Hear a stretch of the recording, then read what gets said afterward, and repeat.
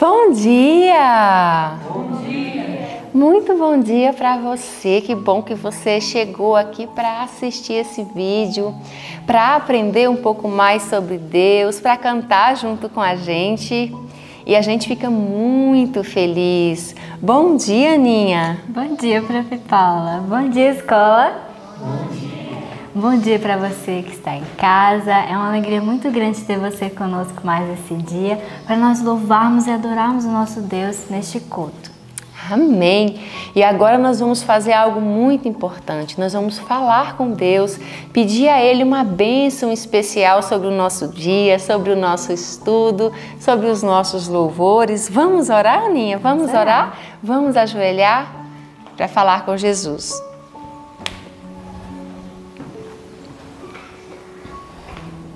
Querido Deus e amado Pai, nós te louvamos por mais um dia de vida que o Senhor nos concede, Pai, pela oportunidade de encher a nossa cabeça com coisas do céu, com coisas boas, com coisas que vai transformar o nosso coração.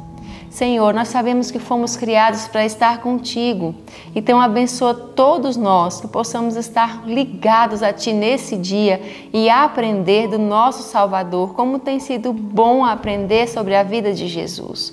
Fica conosco, nos abençoa, aceita nossos louvores, em nome de Jesus. Amém. Amém.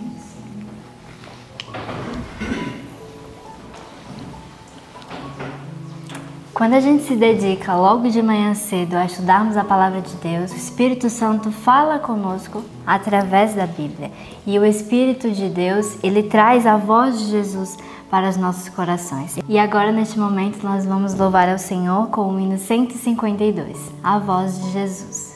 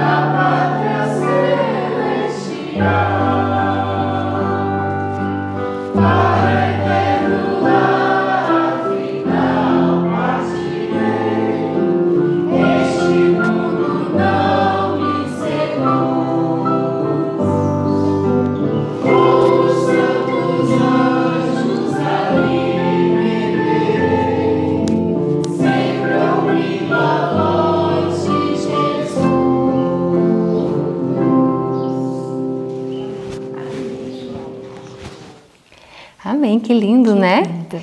E agora nós vamos gravar um texto bíblico bem pequenininho. Você vai gravar assim, ó, rapidinho, que tem uma mensagem muito especial do Senhor para nós. E aonde que está esse texto, Ana? 1 Pedro 1:22. Vamos no 3 então? 1, 2, 3. 1 Pedro 1:22. Purificando as vossas almas no Espírito, na obediência à verdade, para o amor fraternal não fingido. Amai-vos ardentemente uns aos outros com um coração puro. 1 Pedro 1:22. 1 Pedro 1:22. Purificando as vossas almas pelo Espírito na obediência à verdade, para o amor fraternal não fingido. Amai-vos ardentemente uns aos outros com um coração puro. 1 Pedro 1:22. 1 Pedro 1:22. Purificando as vossas almas pelo Espírito na obediência à verdade, para o amor fraternal não fingido. Amai-vos ardentemente uns aos outros, com um coração puro. 1 Pedro 1:22. Amém. Que lindo, né, esse texto? Quando a gente ama, a gente é mais feliz, né? Sim. Pedimos a Deus para purificar o nosso coração. Que Jesus esteja com você e agora você vai ficar com o estudo. Deus te abençoe e até a próxima. Olá, bom dia para você que está em casa, bom dia escola, Bom dia. bom dia família, grande família de Deus, da Escola de Profetas e dos nossos irmãos que nos ouvem. Eu louvo ao Senhor pela boa vontade de vocês de estudar o ano bíblico. O ano bíblico tem sido diante do Senhor, diante de todo o céu, a saída que existe para seres humanos se aproximarem de Deus. Foi Deus que inventou esse método e todos nós deveríamos tornar em nossa vida isso um hábito, de procurar sempre, de buscar ao Senhor nas primeiras horas da manhã. Quem não encontra o Senhor nas primeiras horas da manhã, encontrará o inimigo durante as outras horas do dia. Deve ser a nossa primeira tarefa, o primeiro foco, buscar ao Senhor pela palavra, as explicações todas que o Senhor Deus nos dá e que tem dado ao seu povo. Chame seus filhos para isso. Seus filhos têm que ter na mente, marcado no coração deles, esta certeza absoluta de que são servos de Deus e que você, a sua família, buscam a Deus não só por necessidade, mas por amor também. Peça a Deus que lhe encha o coração de amor. No estudo de hoje que o Senhor Deus nos deu, que coisa mais séria, que coisa tremenda o que Deus tem para nos mostrar. Eu fiquei pensando que parte eu poderia falar e que parte deixaria para fora. São estudos tão sérios que eu sei que o tempo acaba não abarcando condição suficiente para a gente poder falar todas as coisas, mas vamos tentar trazer isso diante do seu coração. Leia 1, 2, 3 vezes o capítulo de hoje de Jeremias, por favor, 19 a 21, e também do capítulo 26, Cafarnaum, porque você precisa saber e entender sobre isso. Deixa eu comentar um detalhe com você, para que você compreenda a seriedade do que é que vamos falar. Vamos só dar uma relembradinha antes de tudo, para que você se lembre em que foco estamos. Você se lembra do encontro de Jesus? Está lembrado com a samaritana no poço de Jacó? Quais foram os acontecimentos após isso? Se lembra do momento em que Jesus, então, pediu que ela... você sabe que com um tipo de atitude, abre bem o ouvido aqui, com um tipo de atitude, você está indicando para outra pessoa o que você espera dela. Você entenda o que eu estou tentando explicar para você. A sua atitude, ela força as pessoas a tomarem uma posição. As pessoas te tratam com aquilo que você oferece, que você oferta. Foi o que Jesus fez com a mulher samaritana. Ele teve uma atitude perante ela, uma linguagem que ela não teve outra saída. Correu para dentro da cidade e foi buscar as pessoas e contar para as pessoas o que é que Deus tinha feito com ela. Nós indicamos para as pessoas o que as pessoas têm que fazer com a atitude que tomamos. Nossa atitude é um testemunho Nossa atitude são laços tremendos que puxam a pessoa. Nossa linguagem, ela decide e ajuda as pessoas a decidirem o que fazer, né? Vocês se lembram que então toda a cidade veio e se encontrou com o Salvador? Após isso, nós lembramos de João Batista. Que histórias que nós tivemos que ouvir sobre o nosso irmão João Batista, aquele que houve aquela dificuldade dentro da vida dos discípulos, lembra disso? Que eles brigaram sobre quem era o maior, puxa vida, teus discípulos, Jesus, estão batizando, e a linguagem tão bonita de João, e ao dizer e ao explicar para eles, importa que ele cresça e que eu diminua. Cada detalhe desses não são só experiências de só uma história contada. Isso tem que fazer parte da nossa vida, da nossa história, da nossa maneira de comunicação. Nós vimos também dali em diante o ponto central da mensagem, Jesus, o Senhor do sábado. Ele sabe o que pode e o que não pode ser feito no sábado. O sábado nunca foi excluído de qualquer mandamento e nem da vida de Jesus tampouco. Jesus veio para cumprir o que o Pai havia dito, né? Lembramos também a triste história da morte de João Batista e como alguém entra para a história de uma maneira tão vil, né? Salomé, vejamos que miséria, alguém sendo indicado e dirigido por outra pessoa para cumprir diante do universo e diante da história do planeta uma parte tão triste, tão miserável. Você tem que pensar muito bem sobre isso, se o que você vai deixar de herança para o mundo vai tornar o mundo melhor ou pior.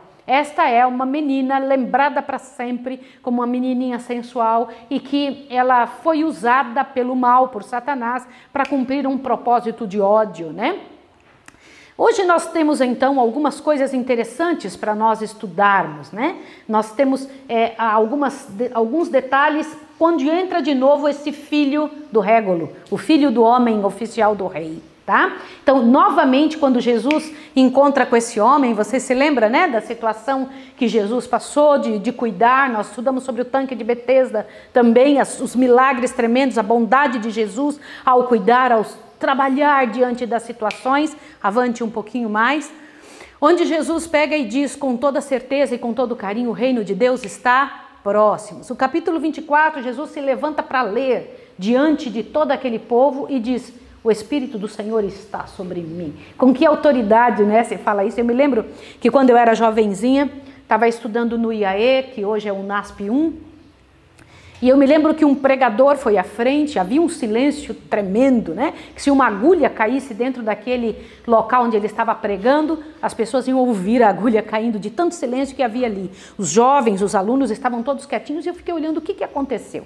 Era a presença daquele homem tão cheio do poder de Deus, e ele no final disse uma frase, eu nunca mais me esqueci, eu não lembro o nome dele, mas eu me lembro do que ele falou, eu me lembro da pregação. No final ele disse assim: sejam imitadores de Cristo. Ele usou a linguagem de Paulo, como eu sou imitador de Cristo.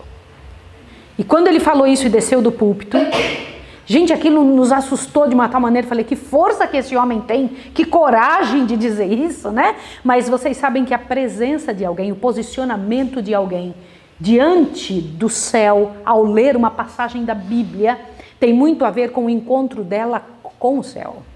Quando ela se encontra com o céu, quando ela se desenvolve com o céu, a linguagem que ela usa, o pronunciamento das coisas mais simples do mundo podem fazer uma diferença tremenda diante de todo o público que está ouvindo, né? Agora você se lembra o que aconteceu? Satanás ficou muito bravo, né? Quando Jesus então se posiciona claramente, e aí as pessoas tentaram levar ele para o pináculo do templo, jogar num local alto, o pináculo do templo, lá numa encosta, num precipício, jogar Jesus lá. Que situação, gente, imaginem a cena. Diz que milhares de demônios estavam envolvendo aquelas pessoas e os anjos do Senhor ocultaram Jesus da vista e levaram Jesus para outro lugar. Gente, vocês conseguem imaginar como pode ter sido isso? Que momento tremendo, né? Lembram-se da pesca maravilhosa? Estão lembrados disso? Quando Jesus então disse, né, usou o barco de Pedro como púlpito e dali daquele lugar, um momento especial, glorioso de Jesus, ele, nós não pescamos nada, Senhor, mas a tua ordem eu farei este trabalho. A tua ordem, quando o Senhor disser. Às vezes as coisas podem não ter nenhuma chance de dar certo. Agora, se Deus disser que vai dar, não se arrisque a conjecturar. Faça do jeito de Deus, viu? E o barco quase foi a pique de tanta bênção. É assim que vai ser na sua vida. Pense sobre isso em nome de Jesus. Se você se arriscar a fazer do jeito de Deus. Irmãos, esse negócio de fazer do jeito de Deus, nós estamos vivendo dentro de uma sociedade que a gente diz, não, mas eu tenho o meu jeito, eu penso assim. Posso dizer uma coisa para você? Não perca mais tempo com isso. Todos que vieram antes de nós, que chegaram à compreensão da verdade, entenderam isso que eu estou tentando te dizer. Chega de fazer a sua vontade. O que deu até agora fazer a sua vontade? Qual bênção você teve por seguir a sua vontade? O que aconteceu com você? Você é vencedor por seguir a sua vontade? Me mostra um que conseguiu vencer fazendo sua vontade. Não existe. Será que isso não é suficiente para você ver e entender que acabou? E o mundo já provou que o mal não presta. Não tem mais nada que fazer aqui, né? E o Senhor Deus disse ali, segui-me, e eu farei de vós o quê? Pescadores de homens. Ele não disse, eu vou fazer vocês pescadores de homens, então me sigam. Não foi isso que ele disse. Ele disse, segui-me, e então farei de vós pescadores de homens. Então, o primeiro passo para conseguir ser pescador de homem tem que seguir o que o Senhor Deus pede. Isso é coisa muito séria, tá bom? Isso é um momento muito sério. E nós estamos hoje na linda cidade de Cafarnaum, né? Que era um espaço especial. Não passe ainda, viu, filho? Eu já vou te pedindo quando você passar. Era chamada até a cidade de Jesus, né? Quantas vezes ele estava ali. Às vezes a gente procura uma cidade para a gente morar. Por quê? Quais são as razões pelas quais você procura um espaço para você morar? Pelo seu próprio benefício. Essa cidade tem hospitais, essa cidade tem isso, tem aquilo. Eu me lembro de estar falando com uma pessoa na sexta-feira pela manhã, conversando com uma pessoa sobre o local onde ela iria se mudar, né? E quando ela estava falando, eu falei, mas por que lá? Por que a senhora quer esse lugar? Ela disse, porque ela tem 3 hospitais, porque ela tem, o Carrefour está perto, porque não sei o quê, e começou a falar. Eu fiquei pensando, quantas vezes eu fiz isso também? Procurar um local para minha alegria e para minha satisfação e para minha comodidade. Não era assim com Jesus. Por que aquela cidade foi chamada a cidade de Jesus? Porque ela era uma via de acesso para muitos outros lugares onde pessoas vinham e iam. E a única razão de Jesus era, eu posso fazer deste lugar um meio do evangelho chegar a muitos lugares. A razão de Jesus era a salvação, ainda que tivesse que escolher onde ele mais pregaria. Mas eu não posso falar desse assunto sem comentar Jeremias 19, onde o Senhor Deus dá uma orientação para Jeremias. Que orientação ele dá? Vamos lá, eu quero que vocês me digam. Pegar o quê? Uma botija e fazer o que com ela? Levar diante dos anciãos e sacerdotes. Eu quero comentar uma coisa com você agora. Irmãos,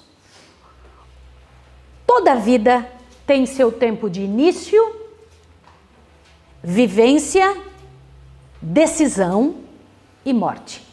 Vocês conseguiram entender o que eu acabei de falar? Início, vivência, decisão e morte. Do que eu estou dizendo? As pessoas nascem, elas aprendem a viver, bom ou mal, mas aprendem. Depois elas decidem o que é que elas querem fazer. E daí pode ser morte para a vida, morte com Satanás ou morte com Jesus. Das duas formas você tem que morrer. Ou você morre com Satanás, que é a morte eterna, ou morre para o eu, que é como a gente vive, e ganha a vida eterna. Todas as vidas tiveram este tempo para escolher. Adão teve isso? Sim ou não? Sim. Abraão teve isso? Sim. Noé teve? Moisés teve? O povo de Israel teve que escolher? Todo mundo tem o tempo que nasce, o tempo que vive, o tempo que decide e o tempo que morre. Saiba disso. Você que está me ouvindo também tem. E nesta passagem, destas decisões, passagem de uma parte para outra, você pode encontrar o Senhor Deus ou Satanás. Eu quero te dizer que pessoas podem ficar endemoniadas sem espumar no chão. Sim ou não? Sim. Era o caso do povo de Israel? Sim. Sim. Era o caso de nossos antepassados. E eu fico muito impressionada quando o Senhor Deus disse claramente, pegue a botija, meu filho, vai na frente deles E vai lá, meu filho, quebra a botija na frente deles. Em Jeremias 19, verso 10, disse: olha lá, para os homens que estiverem na frente contigo, quebra. Você está pensando que eu vou quebrar? Não vou quebrar, tá bom? Mas foi o que o Senhor Deus pediu para o profeta ir lá e fazer isso, para mostrar o quanto eles estavam quebrados, destruídos em vários pedaços. Irmãos, é assim que fica uma pessoa nunca mais inteira, a não ser que Deus coloque a mão sobre ela, quando ela se entrega a qualquer poder do mal. É assim que acontece. Infelizmente, essa é a situação. O Senhor Deus diz claramente: olha, eu coloco na sua frente, na frente de vocês, a vida ou o caminho da morte. Para todas as pessoas tem isso. Em Jeremias 21:8, o Senhor Deus diz o que já estava em Jeremias, em Deuteronômio 30:15. O Senhor Deus diz claramente: eu coloco na frente de vocês a vida ou a morte. Não existe meio termo. Esqueça a ideia que existe um caminho do meio. Não existe. Ou você está de um lado ou está do outro. Não tem uma oportunidade de dizer assim, é mais ou menos. Não existe mais ou menos. Ontem o pastor Pablo, ao falar e explicar o que nós vimos no capítulo 25, ele disse com clareza: você pode pôr 99,99999% salvo, é igual a 100% perdido. Não adianta, que Deus não vai conjecturar, Deus não vai se envolver com você com nenhuma gota de acordo com o mal. Não existe isso. E o povo de Israel demorou muito para entender isso. Demorou demais a compreender esse tipo de situação e por isso sofreu tanto.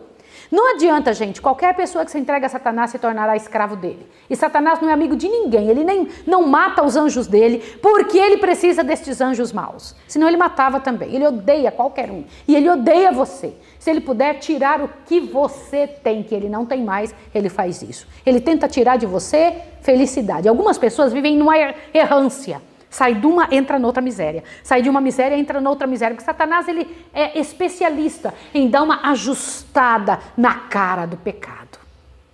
E sempre dizendo, não é bem assim. Isso não é tão assim. A tática de Satanás e o grande problema de nossa fé, abre o seu ouvido, de nós membros, é dizer, um pouquinho curto não tem problema. Um pouquinho de cafeína não tem problema. Um pouquinho só desse negócio, só uns diazinhos, é só um pouquinho sensual, é só um pouquinho. Esse pouquinho nosso não sabe para onde que leva. É o que nós temos que entender agora, que pela graça e poder de Deus, o Senhor Deus nos dê cabeça para compreender o que Deus estava querendo dizer para o povo de Israel no livro de Jeremias. Sempre, todas as épocas, Jesus disse a mesma coisa. Deus está dizendo a mesma coisa agora para nós também. Tome cuidado para você não ser engolido, para ninguém tomar a sua coroa. Cuidado, porque antes de tomar a sua coroa, Satanás te escraviza e você vive uma vida de miséria tremenda antes da morte. O resultado certo do pecado não é só morte, é miséria e morte. Essa é a realidade. Não existe. Qualquer coisa que está errada, o resultado certo o que vai realmente acontecer é morrer. Lá estava Jesus na grande metrópole, né? Aquela cidade de Cafarnaum que ficava na praia do mar da Galileia, próximo às bordas da bela planície de Genezaré. Olha que coisa linda, diz que era regado por muita comidinha boa, tinha grandes árvores, um lugar fabuloso, que lugar bonito. E lá naquela cidade, o filho do nobre que tinha sido curado, estava ali, não era isso mesmo? E ele então, imagina quantas pessoas sabiam na cidade a respeito do que Jesus fazia, e uma multidão veio aonde Jesus estava, embora, vocês sabem, embora o Sinédrio não estava contente que Jesus estivesse lá. Estava? Não. Nem um pouco. Chateados, incomodados, Jesus estava num lugar onde ele resolvia fazer o trabalho de Deus. E o incrível era que, ao Jesus trabalhar, eu gostaria que vocês vissem esses detalhes aqui, que eu queria que vocês lessem com cuidado, como era a postura de Jesus frente ao trabalho em Cafarnaum ou em qualquer outro lugar. Mas como neste texto foi o que foi dito, olha, toda a cidade se agitou quando soube que Jesus estava chegando, não foi isso? Que mais? Todo o céu estava palpitante de interesse. Ou imagine todo o céu palpitante de interesse. Irmãos, pare para pensar a quantidade de anjos e seres do céu que estão nos olhando agora. Nunca estamos sozinhos. Nunca. Qualquer lugar onde você estiver está sendo observado visto, analisado por seres do céu. Sabia? Isso te assusta ou isso te alegra? Vou explicar por quê. Olha para cá um minutinho para você entender o que eu preciso te falar. Nós sabemos que existem mundos não caídos. Centenas deles. Tá bom? Estes mundos não caídos, ninguém nunca pecou lá. Existe uma árvore da vida milenar. Tem alguns milênios que essa árvore está lá e nunca foi tocada por ninguém. Assim como tinha a árvore da vida aqui e a árvore da ciência do bem e do mal, lembra disso? A árvore da vida foi levada para o Senhor e a outra foi tocada, não foi isso? No céu, lá nos mundos não caídos, existe uma árvore que nunca foi tocada. Do mesmo jeito que foi pedido para Adão e Eva no início, estão nos outros mundos. Você entende isso ou não entende? Então imagine um local onde ninguém tocou em época nenhuma, em momento algum. Está lá, parada. Existe. A senhora White teve essa visão quando ela subiu para um desses mundos, ela viu em visão, né? Quando eu digo subiu é em visão, naquele mundo, e disse que ali ela encontrou pessoas lindas, altas, bonitas, cheias de vida e de saúde. Pessoas de todas as idades. O que significa isso? O que você entende por pessoas de todas as idades? Raciocina comigo.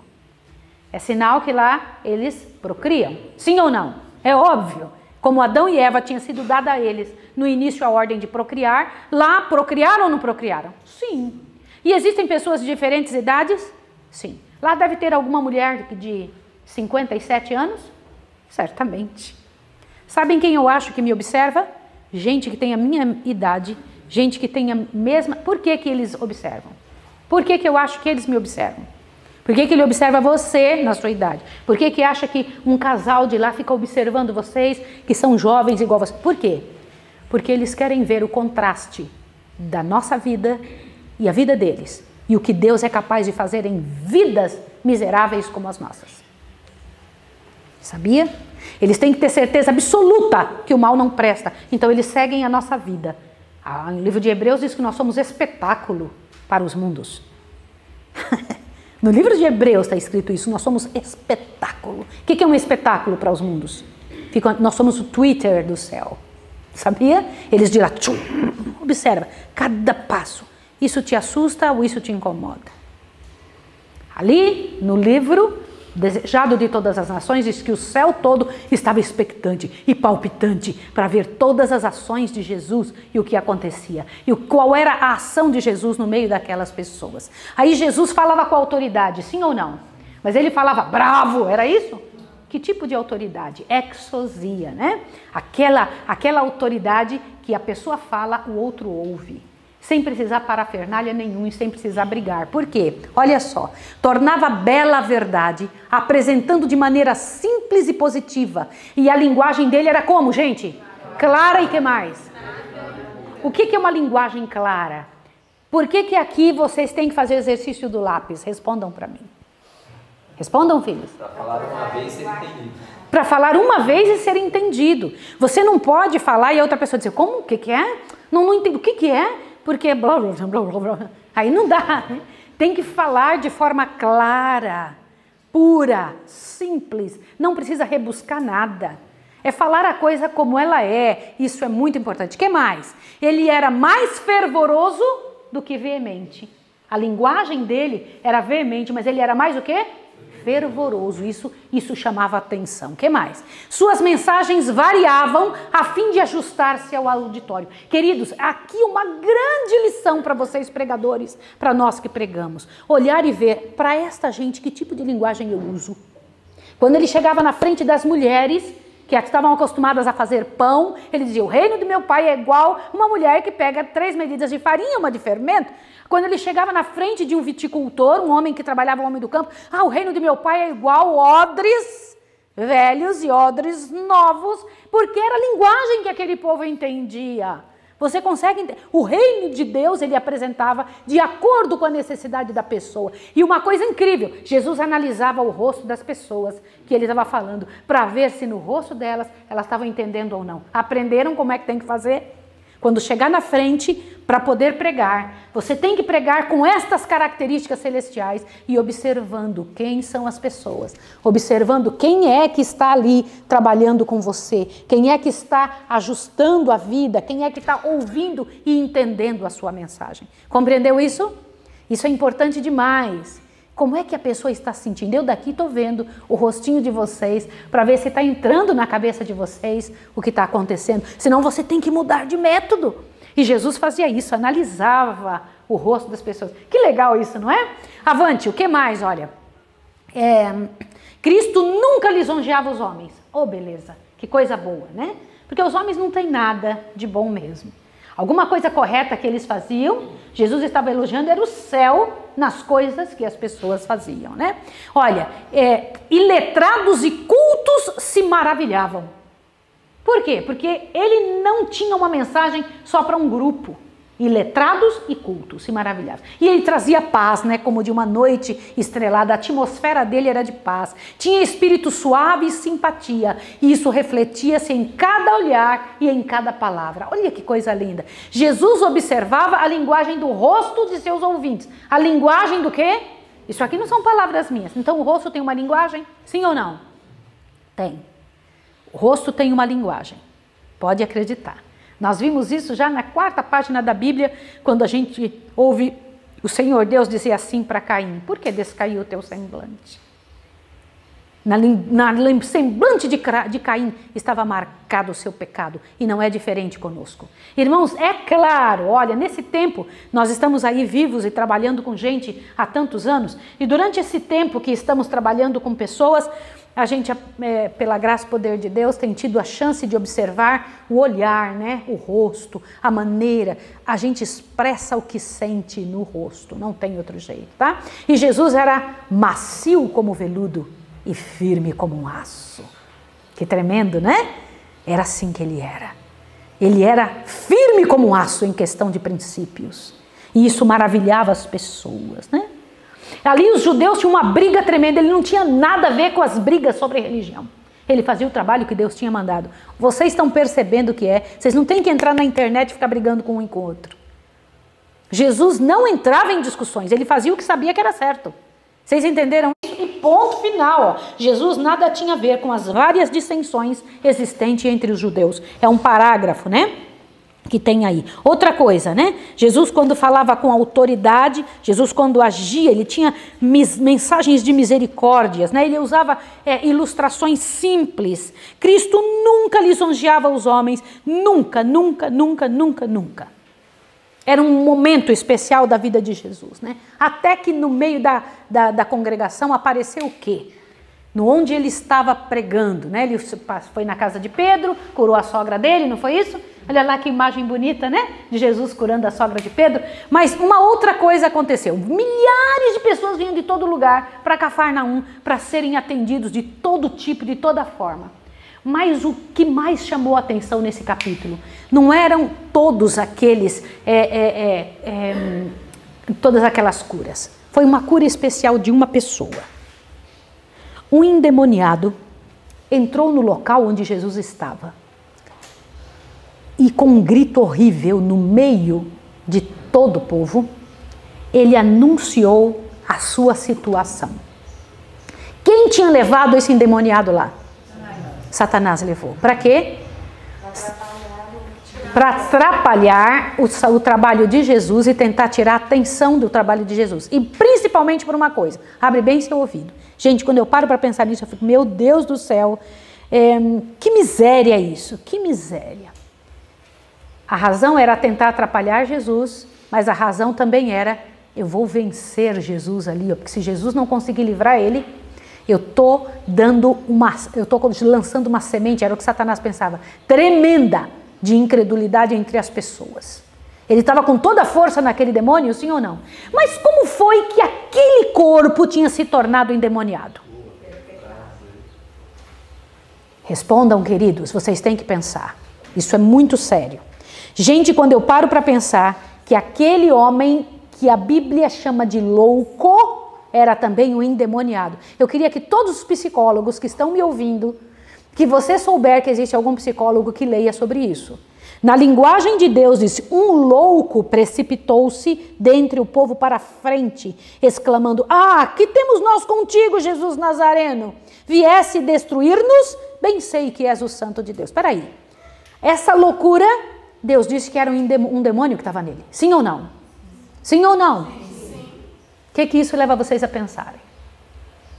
Eu estou certa e convencida de que muitas doenças emocionais que o mundo chama de loucura, ou síndromes, ou mesmo um encosto de algum tipo de angústia, eu peguei uma depressão, eu peguei uma ansiedade, eu peguei essa... Não.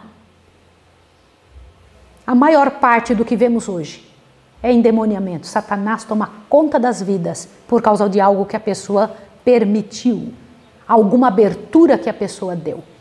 Este homem que chegou na frente de Jesus, que tinha um desejo lá no fundo de mudança, e Deus leu o clamor silencioso desse coração, o que ele tinha feito para Satanás entrar na vida dele? Vamos embora, pensa.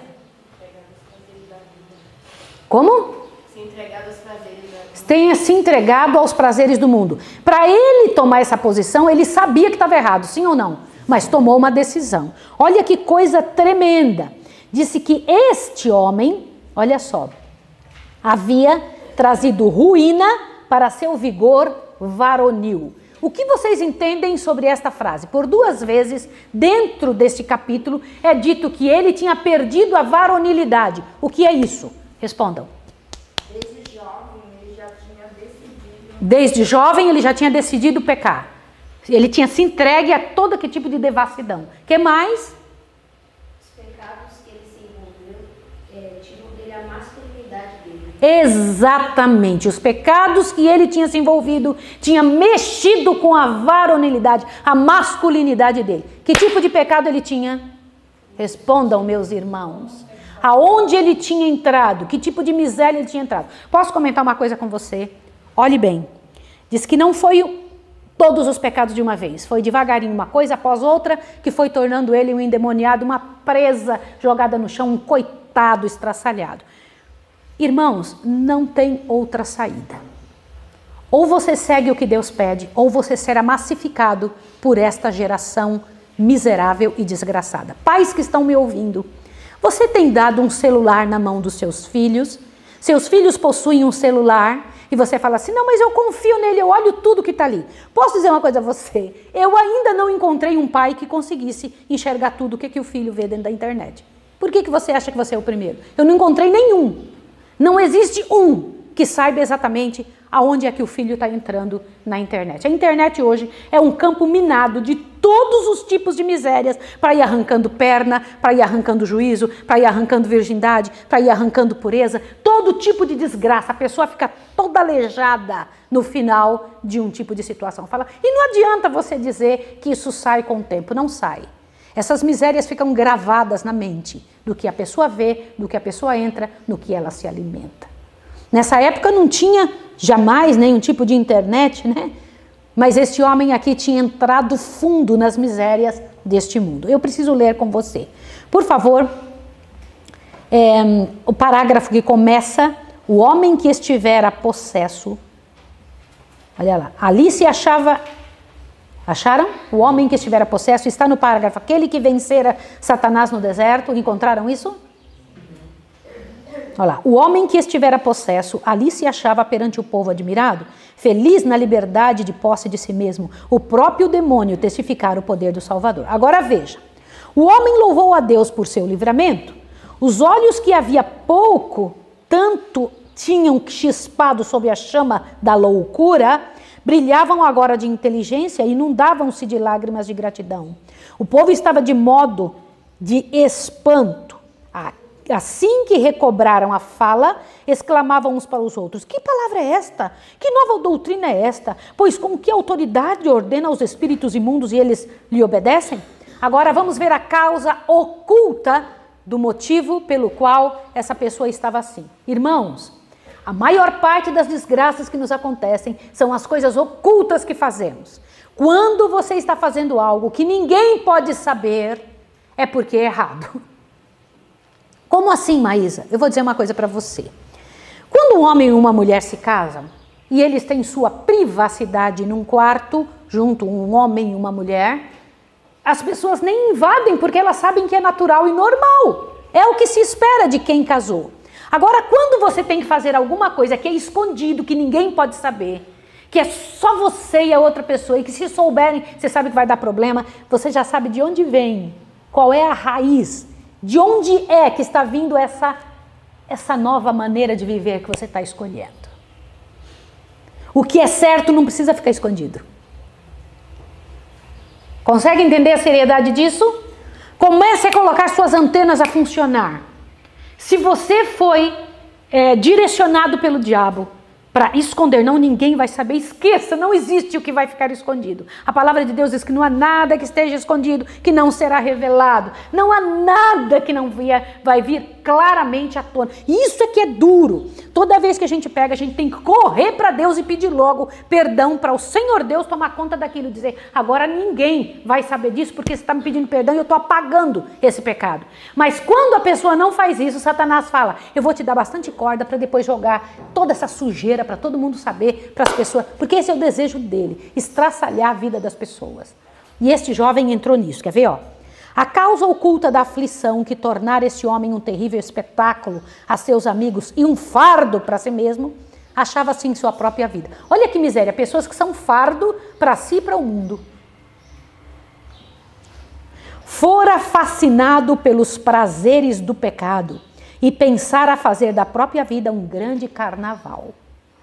Não sonhava em se tornar um terror para o mundo e uma vergonha para a família. Ele falava, não, isso não vai acontecer. Não, imagina, eu não vou ser um problema para minha família. Eu não vou ser um espetáculo dantesco para o mundo. Se eu fizer isso, imagina que isso não vai acontecer. Agora, olha, julgou poder gastar o tempo em extravagâncias inocentes. Uma vez no declive, o que é declive? Uma vez no declive, porém, resvalou rapidamente. Eu quero que vocês vejam a palavra que vai ser usada aqui agora. A intemperância e a frivolidade perverteram-lhe os nobres atributos da natureza e Satanás tomou sobre ele inteiro domínio. Olhe para cá. Frivolidade. Vocês têm que estudar sobre isso. O que é frivolidade? Intemperância, você sabe. O que coloca pela boca. E a frivolidade é o que coloca pelos olhos, pelos ouvidos. São as sensações do que você recebe. Coisas frívolas. Que estão num nível muito baixo, que estão lá no nível escalão formiga. Assim, e as pessoas escolhem isso para a sua vida. Demasiado tarde veio o remorso, porque um dos desejos do diabo é este. Sabe qual? Eu vou fazer você cair, mas eu só vou deixar você perceber o que você fez depois que não tiver praticamente chance nenhuma humana de você voltar. Agora o pior, se assuste. Eu vou fazer você entrar num remorso e numa desgraça tão grande, porque o desejo de Satanás não é só fazer a pessoa cair no pecado, é fazer ela se sentir pior das criaturas que existe pelo que fez. Olhe bem. Gente, quando você lê essa parte aqui, vai entender uma palavra. Eu vivo dizendo que tem algo muito sério que Satanás faz para a humanidade e a humanidade não tem percebido. O quê? Leia aqui, ó. Demasiado tarde veio o remorso, quando quis sacrificar fortuna e prazer para readquirir a perdida varonilidade, tornara-se incapaz nas garras do maligno. Colocara-se no terreno do inimigo e Satanás tomara posse de todas as suas faculdades. Quantas faculdades Satanás tinha tomado posse? Todas. Avante. O tentador, gente, essa é a parte principal. O tentador o seduzira com muitas, o que diz aí? O que significa representações encantadoras? Uma vez que o desgraçado se achava em seu poder, no entanto, tornara-se infadigável em sua crueldade e terrível em suas iradas visitações. Como assim? Você sabia que Satanás, ele cria representações encantadoras. O que são representações? Não é a realidade. Não é realidade, é ilusão. Ilusão. Ele faz você pensar que aquele negócio é maravilhoso, que é grande, que é fantástico, que é uma beleza. Representações fantasiosas, encantadoras. Ele faz você pensar. Ele não tem na mão, mas ele te leva a pensar que aquilo é verdade. O que ele fez com ela? O que ele fez com Eva? Você vai ter um negócio fantástico. Ela nunca teve esse tal desse negócio fantástico. Ele falou isso com todo mundo. Gente, posso dizer uma coisa a vocês? Abre bem o ouvido. Roubar nunca vai tornar alguém rico e feliz. Nunca. Eu te apresento uma lista de pessoas que roubaram, depois perderam tudo. Honra, dinheiro, perderam tudo. Sair do seu casamento para adulterar nunca vai tornar você feliz. Vai só tornar outra pessoa em miséria e em desgraça, em adultério também. E você vai estraçalhar sua vida e sua história. Porque não existe amor, não é amor que está unindo essas pessoas. É uma fantasiosa engenhoca do diabo para fazer você pensar que você está amando. Homossexualidade. Não existe, abre bem seu ouvido, nenhuma chance de funcionar. Por quê? Entre um homem e um homem não pode existir, não existe amor. Quando você, pai ou outra pessoa, ou qualquer outro canto do mundo, você ouve dizer assim, importante é estar feliz, esqueça, esta é uma representação fantasiosa do diabo. Não tem como. Deus não pode, amor não existe na gente. Amor só existe no Redentor. Amor tem uma fonte, tem um endereço de onde vem. Deus não vai dar um sentimento bonito e lindo como o amor para duas pessoas fazerem uma coisa tão terrível, um homem com um homem, uma mulher com uma mulher.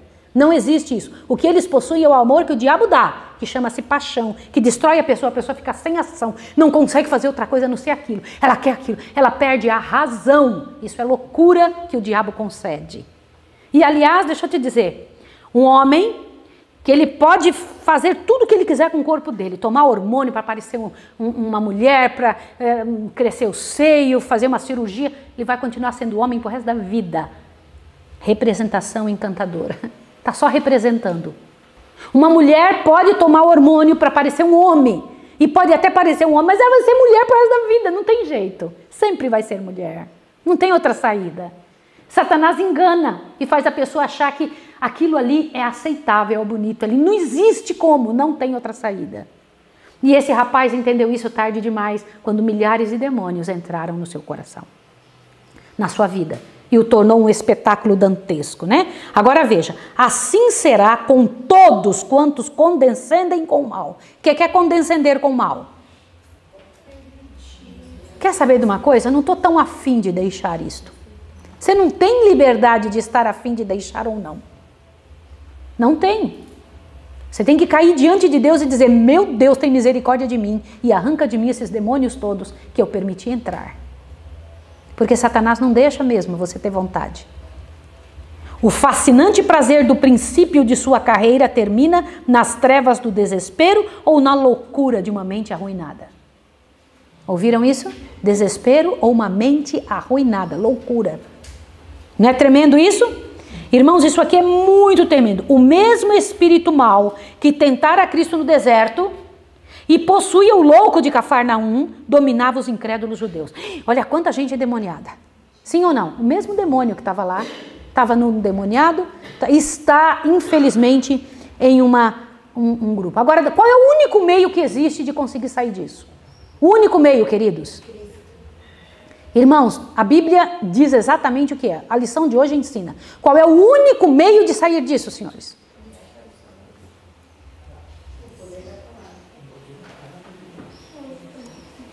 O poder da palavra, Joana. Quando você vê uma pessoa que está em miséria, envolva ela na palavra de Deus e na Bíblia para você ver se esse demônio não vai embora. Vocês leram isso, sim ou não? Leram ou não leram? Está escrito isso. Esse é o único jeito.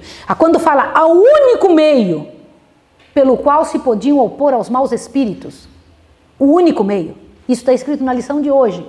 A Bíblia, enfia a Bíblia na cabeça da pessoa e a pessoa ter tempo para buscar, para lutar, para correr atrás, para você ver o que acontece. Não tem como. E aliás, não vai vencer se não procurar a Bíblia. Não vai vencer. Não vai, porque é um poder dominante, que domina a vontade da pessoa. Domina a cabeça. A pessoa fica louca. Presta atenção. Nos dias de Cristo, os guias e mestres de Israel eram impotentes para resistir a Satanás. Gente, que terrível. Seres humanos impotentes para resistir a Satanás. Por quê? Negligenciavam o único meio pelo qual se podia opor aos maus espíritos. Foi pela palavra de Deus que Cristo venceu o maligno. Aquele povo disputavam sobre insignificantes temas da profecia e da palavra e da Bíblia, mas não tinham o poder de Deus sobre eles. Como é que se vence o maligno, irmãos queridos? Como é que se vence? Eu queria que vocês procurassem aqui, ó, os que se desviam dos claros ensinos da Escritura. Achem isso, por favor. Está no parágrafo, a história está se repetindo. Achem esse pedacinho, a história está se repetindo. Acharam? Olha lá, no final, ali no meio mais ou menos, antes de a crítica e as especulações, acharam? Olha o pedacinho que eu quero que vocês leiam. Os que se desviam dos claros ensinos da Escritura e do poder convincente do Espírito Santo estão convidando o domínio de demônios. O domínio de demônios. Vocês entendem isso? Quando você sabe que uma coisa está certa, você fala assim, não, mas eu vou fazer isso porque eu quero. Naquela área de sua vida, Satanás vai se envolver e vai destruir você. Do quê? Você sabe que não pode comer tal coisa, e você fala, eu vou comer. Satanás fala, ótimo, então agora eu vou te fazer doente nessa área da sua vida, para você ver que miséria que você está fazendo. Agora você vai ver qual é o resultado de ter me dado ouvido. Se o teu problema é na área sexual, ele estraga a sua área sexual para o resto da vida. Se o teu problema é na área de honestidade, para o resto da vida ele vai estragar a sua área de honestidade, fazendo sabe o quê? Abre o ouvido aqui.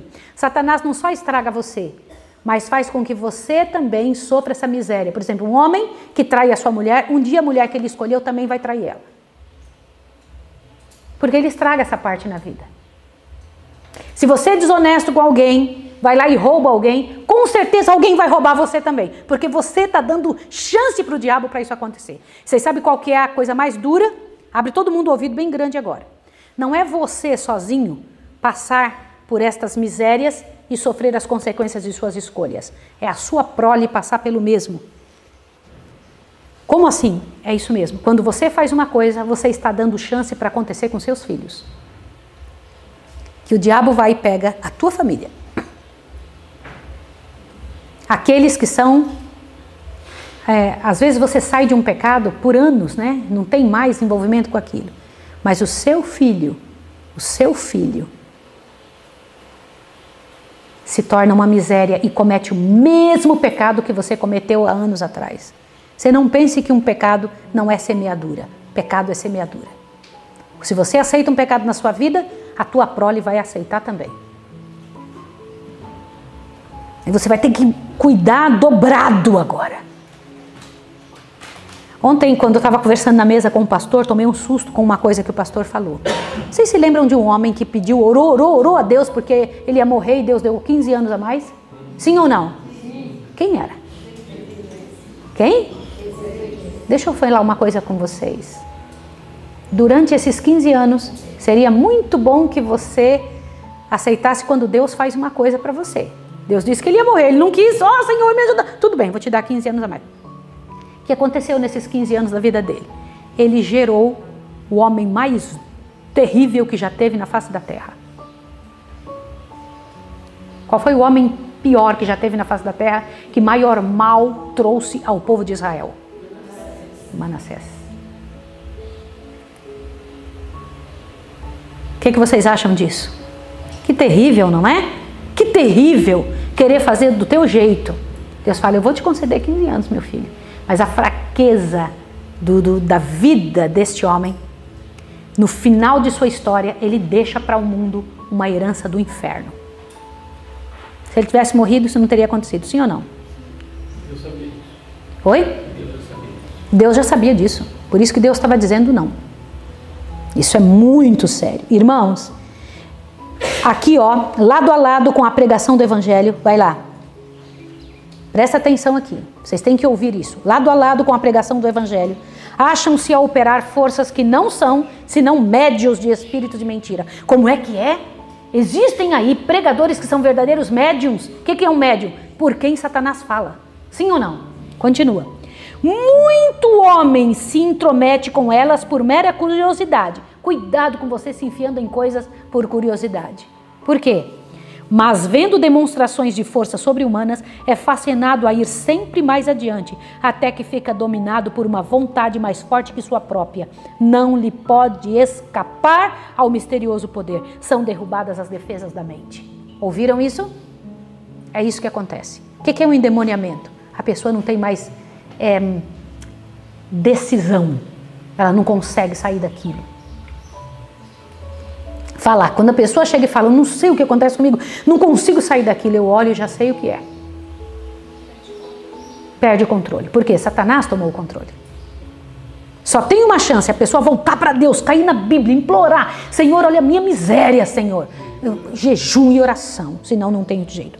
Todo homem é livre, olha bem, para escolher que poder o regerá.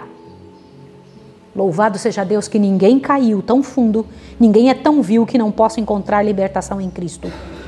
O endemoniado, em lugar de uma oração, só pôde proferir as palavras de Satanás. Todavia foi ouvido o mudo apelo do coração. Nem um grito de uma pessoa em necessidade, embora deixe de ser expresso em palavras, ficará desatendido. Aleluia, queridos. Não existe caso perdido, senhores? Não. Todo caso Deus pode cuidar. Mas depende da pessoa, sim ou não? Sim. Depende. A pessoa tem que ir a Jesus. Agora te assuste. Quando Jesus, então, terminava de atender a última pessoa que ele estava trabalhando, aonde ele ia? Ele ia deitar numa banheira para ficar relaxando. Nossa, passei o dia todo atendendo gente, que atender gente é duro, viu? Saibam disso. Vocês não têm ideia, na faculdade que eu fiz, nos era dito o seguinte, vocês atendam 4 pessoas por dia. Aí a gente pensa, mas por que só 4? Porque as pessoas pensam que atendimento emocional, que atendimento de pessoas, é um negócio simples, que é só ter dom para isso. Não é. Por que só 4 pessoas podiam ser atendidas por dia? Dizer, daí em diante o risco é seu. Por que eles diziam isso? Porque as pessoas sugam sua energia de uma forma tremenda. As pessoas engolem você. Você se envolve com a dor, a atmosfera que a pessoa traz, passa para você, é um negócio de outro mundo. Agora te assusto que eu preciso mostrar uma coisa a você. Mas Jesus atendia até o último, no final do dia. E depois ele ia fazer o quê? O que ele fazia? De madrugada, quando ainda estava escuro, Jesus levantou-se, saiu de casa e foi para o lugar deserto, onde ficou o quê? Orando. Diz que ele passava as noites em oração. Nenhum de nós vai vencer de uma outra maneira. Não existe milagre sem entrega. Não existe. E isso eu fico impressionada. Olha que coisa linda. Jesus não queria elogio, não estava impressionado com qualquer coisa. Ele estava escondido em Deus. O que é isso? Escondido em Deus. O que ele queria era o Pai. Ele queria demonstrar o Pai. Tudo que vinha para ele direcionava ao Pai. Era ou não era? Meu Pai. A missão, a ação de Deus, meu Pai, que coisa linda, que coisa tremenda. Quando eu paro para pensar isso, pela graça e poder de Deus é o que tem que acontecer conosco.